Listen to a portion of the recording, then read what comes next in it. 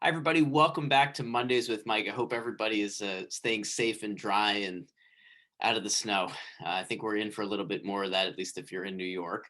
Want to continue the theme we've been on, which is mostly comparing stock investments with real estate investments.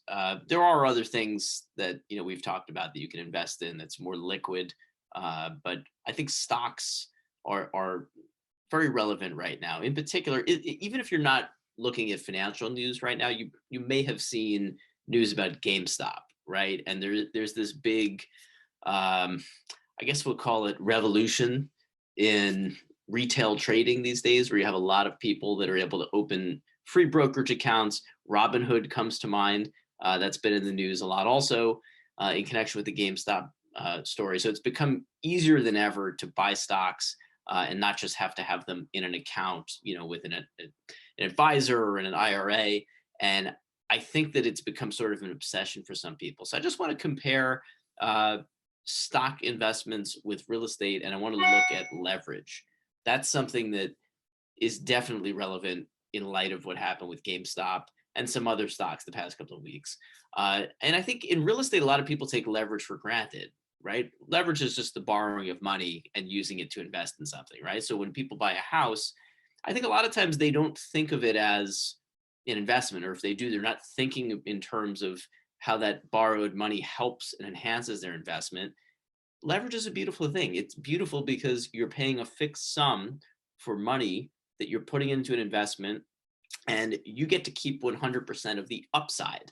So your interest payments don't go up if you make more money. If the value of the property you buy goes up or the value of the stock goes up, uh, you have a fixed sum and you get to keep all the upside, and you get to keep the upside not just on the cash you put in, but on the cash you borrowed and put in.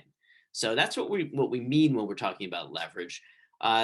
So some people, again, if you're into stock trading or investing, you probably already know that you can borrow to buy stocks. Also, it's not just something for real estate. It's called a margin loan.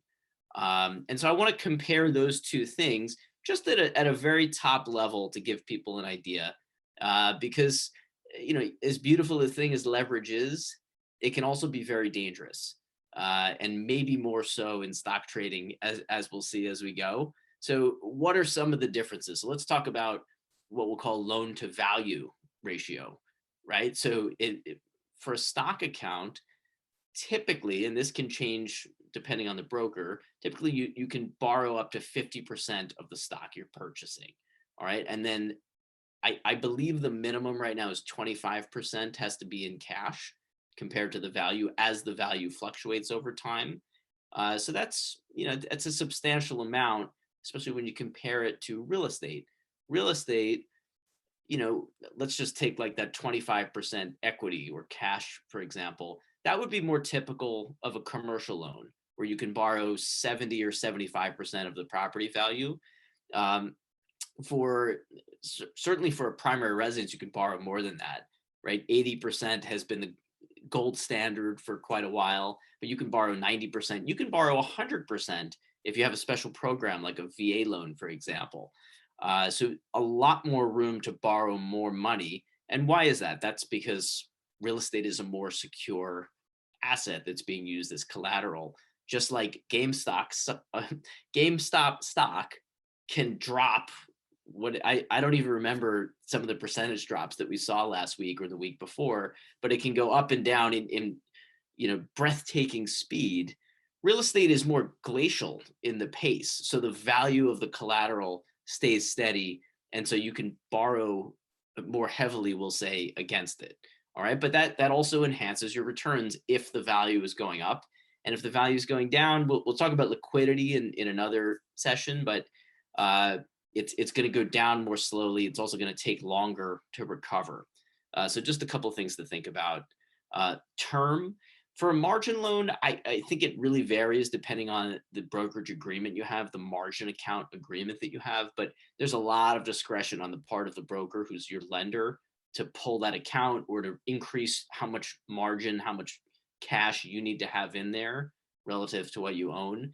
With a mortgage, there's really no discretion. It's based on the mortgage documents, and you're going to see a term from 15 years, maybe 20, most common is 30 years. Again, if it's an investment property or commercial loan, it probably won't be 30 years, maybe closer to 10 or 15.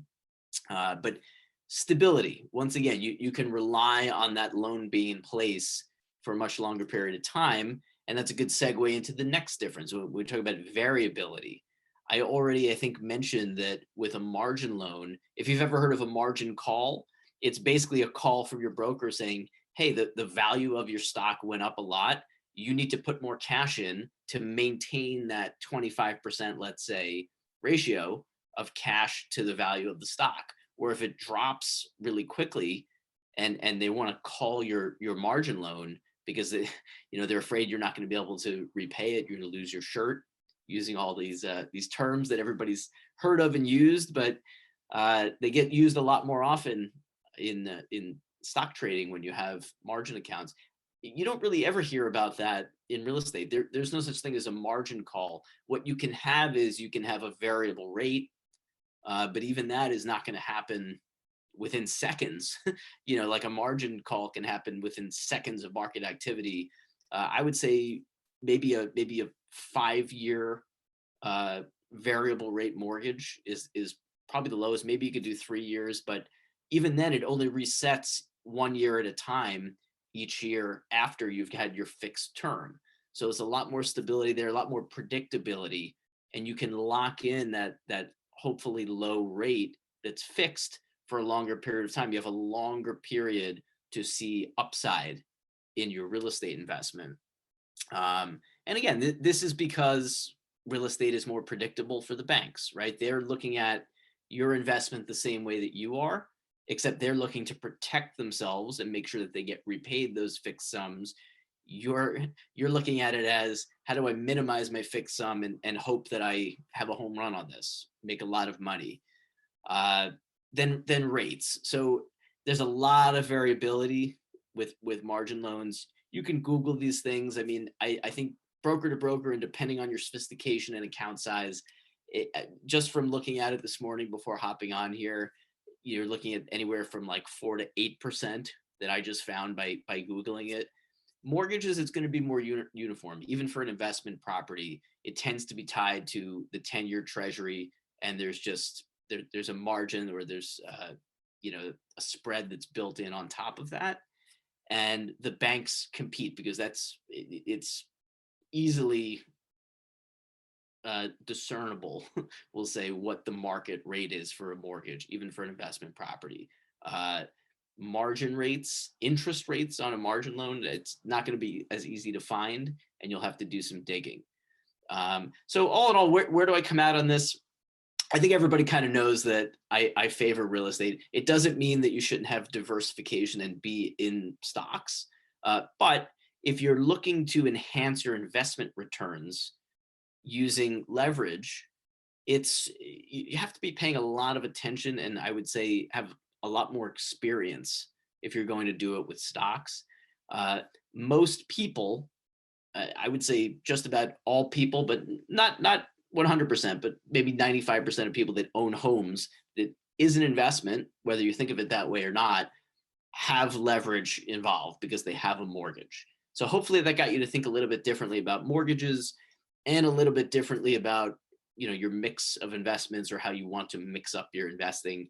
It's the whole point of these things. Happy to chat about this further.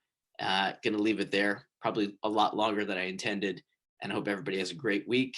And stay safe on those roads. Take care.